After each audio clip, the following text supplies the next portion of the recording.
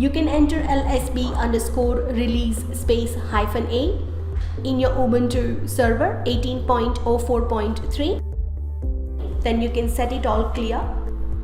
Next thing, you can go ahead with your downloading and your execution.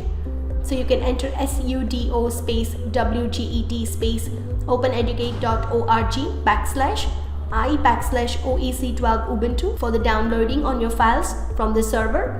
And for the execution, you can enter two end symbols space bash space oec12 Ubuntu.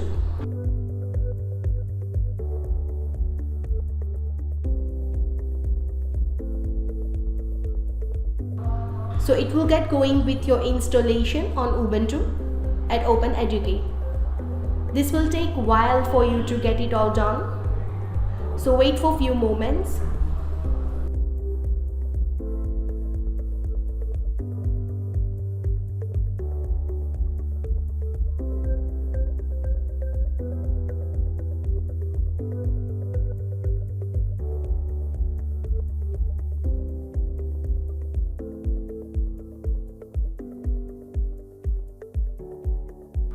Now you can set it all clear, and after that you can enter ps space -ax vertical bar grep space odor, and then you can enter ifconfig for the if config in the system. Then you can copy your inet address and paste it into incognito tab,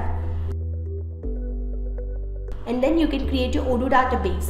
OpenEduCat would be your database name, your email, your password, admin.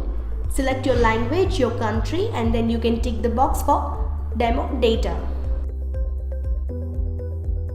You can go to OpenEduCat apps and you can click on OpenEduCat core app to install.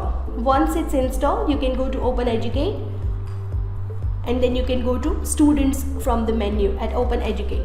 This process has been completed. So actually, this is how you can install OpenEduCat in Ubuntu. Thank you for your time.